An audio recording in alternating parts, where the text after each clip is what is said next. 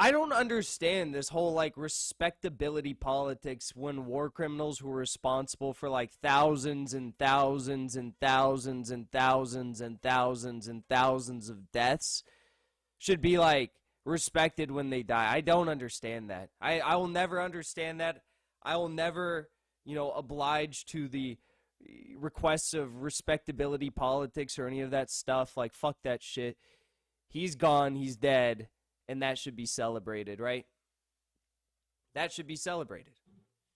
Unfortunately, some of these so-called socialists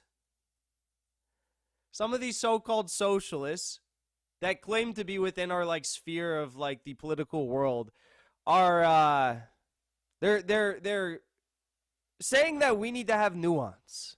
They're saying that we need to have we need to have respectability at this point in time.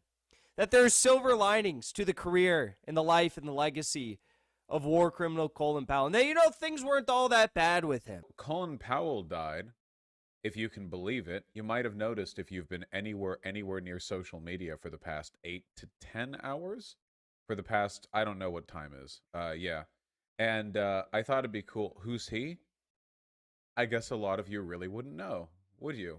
That's just really funny to think about, He's like, I guess a lot of my younger audience really wouldn't know, so I'm gonna lie to all of you about him and tell you that he was like actually not all that bad of a guy. Not that I'm really in a position to make fun of you guys, because when I heard he died, I did have to refresh my knowledge on him a little bit. It's been a while since he's been fully politically relevant, but he was the Secretary of State who justified our invasion of Iraq. He was the person essentially who facilitated our invasion of Iraq. Yeah, he was the person who presented the argument and sort of tried to lead the push. He lied. You can just say it. He lied. It's called lying. It's not facilitating a push. It's just lying us into a war. For that to happen, And I wanted to talk about that a little bit, just real brief, If you want to see people making fun of him for being a war criminal, you can just go on Twitter and find every lefty doing it, including myself, so we can... I mean, I could dance for 10 minutes if you want, but I actually think there's a really interesting kind of secondary issue here, right? Like a more important, maybe, kind of side thing, right? So... the thing, tell us, Vaj, what's the more important side thing? What's the more important side thing? Is that as people affiliated with the Republican Party go, Colin Powell was virtually as good as you're going to get with regards to apparent ideological positions. Well, that's quite the statement. As people affiliated with the Republican Party go, Colin Powell was about as good as you are going to get surrounding apparent ideological statements. That's really interesting. That's a really interesting statement. Apparently, Vosh thinks that Colin Powell, the guy who single-handedly lied, he was the one person who could have potentially argued the White House out of invading Iraq. The one person who maybe, I'm not even saying he could have, but I'm saying maybe he could have. Maybe he could have. He's the one person who maybe could have done that, right? And he decided to lie us into Iraq by stringing together like 7 or 8 different lies. He encouraged and defended the My Lai massacre, which was responsible for probably around 350 innocent civilian deaths, mostly of which were women and children. He advocated for and helped orchestrate the bombing of Panama. What was it? 452 bombs in 12 hours, which were responsible for hundreds of civilian deaths. And the 91 invasion of Iraq, which was responsible for like 100,000 deaths. There's plenty of Republicans who are better than him. There was plenty of ideological Republicans who are better than him. Many paleo-conservatives, many libertarian Republicans who actually oppose imperialist intervention, Vosh. But this just goes to show the limits of Vosh's knowledge when it comes to people outside of his little subsect of the political world. He fails to actually understand other people's ideology, and that's why he lives in this echo chamber. So, for instance, he said that the neocons in the Bush administration were fucking insane. He tried to push for better rights for gay people in the military. He's pro-choice. He left the Republican Party in 2000. Wait, let's go back. Let's react to each of these. He said that the neocons in the Bush administration were fucking insane. He said the neocons in the Bush administration were insane. So I don't know where he got this. He's probably reading this off of Wikipedia or something, because that's where he always reads his shit. But I did not think this was the case. So I actually fact checked this because, well, think about it. If Colin Powell was the single person willing to do the dirty work of the Bush administration and lying us into Iraq, and he also has like a sick history surrounding other U.S. War crimes, he can't really think that people like Dick Cheney are like sick crazies, right? Well, turns out I was right. Let's take a look at this. So there was the claim from a BBC broadcaster, and you guys know the BBC never lies, right? BBC never lies. It's not like they lied about Syria. BBC broadcaster James Naughty, that U.S. Secretary, he claimed in a new book that U.S. Secretary of State Colin Powell described neoconservatives in the Bush administration as fucking crazies during their buildup to war in Iraq, as if, Colin Powell wasn't one of the neoconservatives himself. Now listen to this. Last week, the offices of Powell and Straw, who was the person that Powell allegedly said this to, according to the BBC author, contacted Public Affairs, the U.S. publisher of Naughty's book, to say they would vigorously deny the claims if the publication went ahead. So his office went to the extent, and Straw's office went to the extent of making a public statement to say they would vigorously deny these claims. So clearly, even if he did say these things, which he's denying, and Straw is also denying that he said these things, he no longer feels this way. So Vosh is literally just engaging in a revisionist history at the hands of a BBC liar to try and paint Colin Powell as someone better than he actually is. He tried to push for better rights for gay people in the military. He tried to push for better rights for gay people in the military. Okay, you guys. So Colin Powell actually was a good dude. He was a solid dude because, he wanted gay people to get in on the fun of bombing innocent civilians in Iraq and torturing innocent civilians in Vietnam and bombing innocent civilians in Panama. So he was actually a really cool, really dope guy, really, really solid dude. He's the type of guy you'd want to invite to your neighborhood cookouts. He's a really, really cool dude, He really cared about gay people's rights. He's pro-choice. He's pro-choice. Okay. So, again, what a brave fucking soul. He's pro-choice. This literally makes him better than all other Republicans. And was he pro-choice, Vosh, during his time in the Bush administration? Because that's important, because you're making the claim that at the time he was better than other Republicans. So was he pro-choice back then? Or was he pro-choice after reaching this point in his career where he decided he was going to join the gang of respectability politics in D.C. and join the DNC and Joe Biden? Left the Republican Party in 2001 after the January 6th Capitol riot. Why, good sir, you've proven to be the champion of morality politics because you've left the Republican Party after 9/11. We're so happy to have you as a socialist. No. If you're really concerned about January 6th, you should be concerned about the fact that the FBI was involved in it, that the Capitol Police allowed these protesters to enter Capitol grounds and wreak havoc on Capitol grounds. That's what you should be concerned about. Because he thought that the party had completely lost its way. There was a lot of stuff like that. Yes.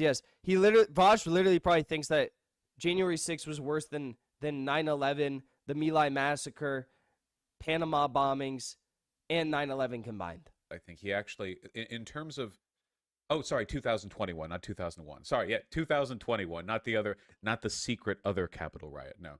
No. And initially, by the way, he did not want to invade Iraq. He actually. Let's listen to that one more time. Listen to that. Sorry, yeah, 2021, not the secret other Capitol riot. No. No, and initially, by the way, he did not want to invade Iraq. This of course was his most famous or infamous probably moment in his legacy. Colin Powell, war criminal who lied to the UN, to Congress about Saddam Hussein possessing weapons of mass destruction, a lie that cost the lives of over 1 million Iraqis. This is probably his most famous lie, his most famous moment. He knew it was a lie. People like Vosh are going to fucking try to tell you he didn't want to invade Iraq, yet this is fucking Colin Powell at the UN Security Council lying to the international community to invade Iraq, to kill over 1 million Iraqis. Listen to this. That emerges from the thick intelligence file we have on Iraq's biological weapons is the existence of mobile production facilities used to make biological agents. Lie number one. Let me take you inside that intelligence file and share with you what we know from eyewitness accounts. We have lie number two. First-hand descriptions. And when I say lie number two, I'm saying lie number two because they got all this information from one sketchy source that they relied on like someone who had a code name. It wasn't even their real name. It was one source. Of biological weapons factories on lie number three. Wheels and on rails. Lie number four. The trucks and train cars are easily moved and are designed to evade detection by inspectors. Lie number five. In a matter of months, they can produce a quantity of biological poison equal to the entire amount that Iraq claimed to have produced in the years prior to the Gulf War. Lie number six. Saddam Hussein's intentions have never changed. He is not developing the missiles for self-defense. These are missiles that Iraq wants in order to project power. Lie number seven. To threaten and to deliver chemical, biological, and, if we let him, nuclear warheads. Lie number eight, folks. He said nuclear warheads. That's lie number eight. This sick, lying fuck knew that each one of those lies that he told on the international stage before the UN Security Council was all false information provided to him by the intelligence community, by people like George Tenet. They turned back to the CIA and George Tenet and said, well, look, why don't you just do this, make the base of the speech our NIE, our national intelligence estimate, because this is, after all, the definitive consensus view of the intelligence community as to Saddam's weapons program. What Tenet failed to say to Powell was, and we did it in 19 days, so it's a piece of crap.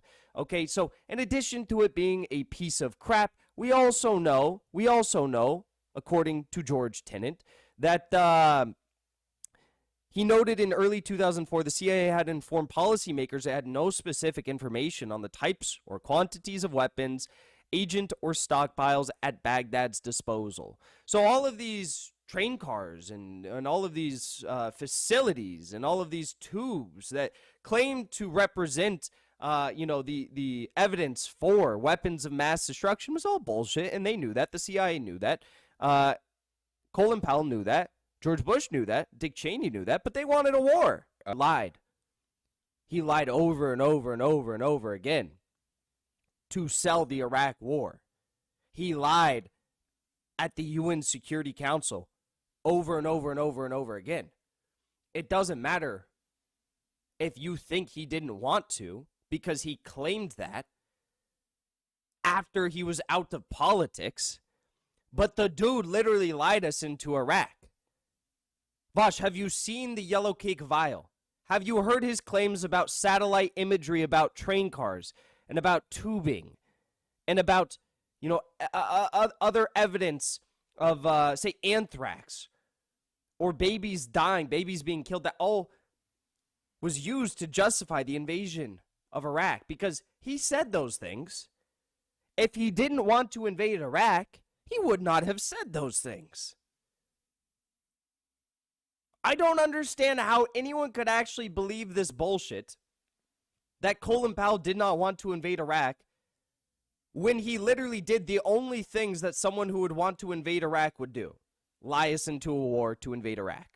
Actually argued against it to George Bush. He argued against it to George Bush.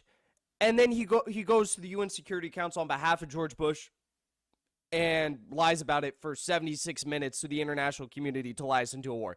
That's a totally reasonable thing to do after, like, allegedly arguing against Bush that we shouldn't be doing this and really believing that.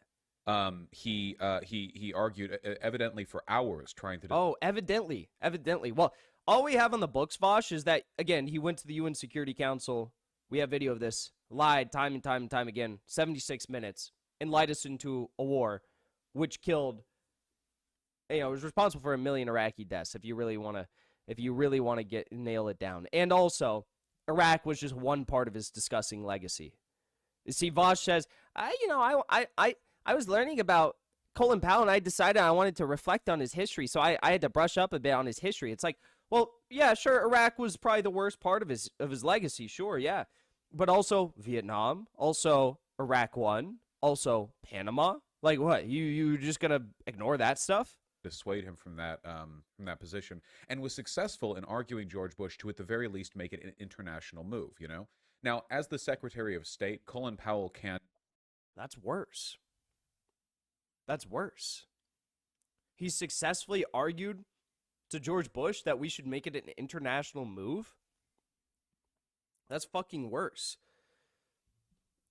That's literally worse. Directly end or stop war. At the end of the day, the president has a good bit of sway. Also, I would need to brush up on my history, but I'm pretty sure it was not Colin Powell. Colin Powell is not the reason they went to the UN Security Council. I'm pretty sure it had to do with the fact, and again, I would need to brush up on my history, but I'm pretty sure it had to do with the fact that the leader of the UK, why am I blanking on his name right now? The little guy, little rat guy. Why am I blanking on his name? Someone tell me. Someone help me. I'm pretty sure it had to do with the fact Tony Blair, thank you. I'm pretty sure it had to do with the fact that Tony Blair would not participate in an invasion of Iraq unless the U.S. got UN Security Council approval. Therefore, Tony Blair actually got the GCHQ to blackmail other member states of the UN Security Council to support the effort to invade Iraq at the UN Security Council. And Catherine Gunn actually revealed this, and there's a whole movie about it. Catherine Gunn revealed this, that there was a blackmail effort led by the GCHQ to force other member states of the UN Security Council to support the war effort in Iraq because Tony Blair did not want to join the invasion unless the U.S. got UN Security Council approval, because he recognized how deeply unpopular that would be. So he's literally just, if again, I would need to brush up on my history, but I'm pretty sure he's just making up shit here when it comes to that. And in theory, Congress is supposed to sign off on all declarations of war, but we know how easy it is to get around that. He was one of the few people who responded to Obama's a secret Muslim with the correct take, which is, so what if he's a Muslim? As far as I can tell, Vosh is the type of guy that's like, well, yeah, I mean, like, Colin Powell, he wanted gay people to be able to fucking commit war crimes, and he was like, so what if Obama's a secret Muslim? And he actually wasn't that bad. He was actually pro-choice, so he actually wasn't that bad of a dude, really, if you think about it. And also, this is the type of argument. I'm not saying Vosh thinks this. I'm not that bad. I don't actually say these sorts of things like Vosh would say this sort of thing about me, like when he called me a Nazi over and over when I was debating him. But that is the type of argument that someone makes when they're jokingly saying, like, well, Hitler was a vegetarian, so was he really that bad? He was a vegetarian. Was he really that bad? Colin Powell was a fairly progressive guy by the standards of Republicans for his time. Maybe.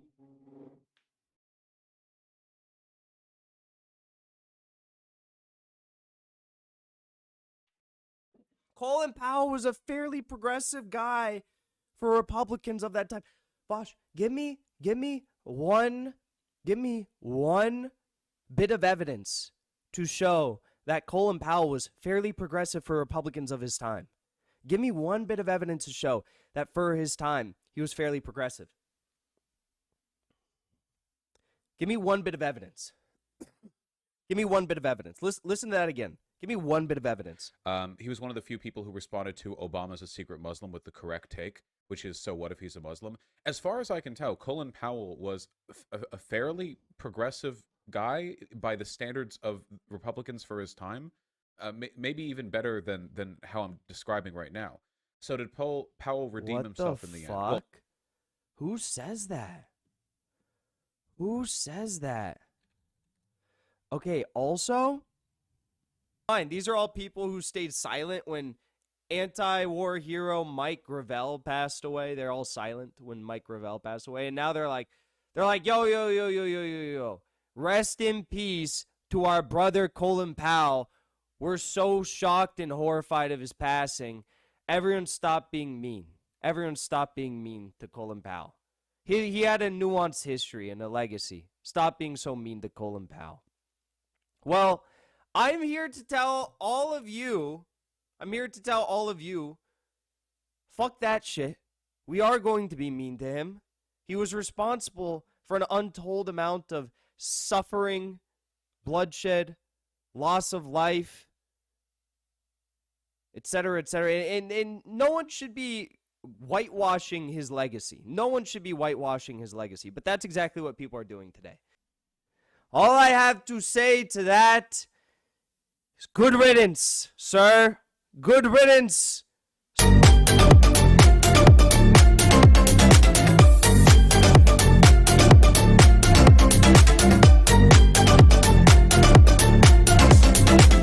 He was just obeying orders, you guys. He was actually a good guy.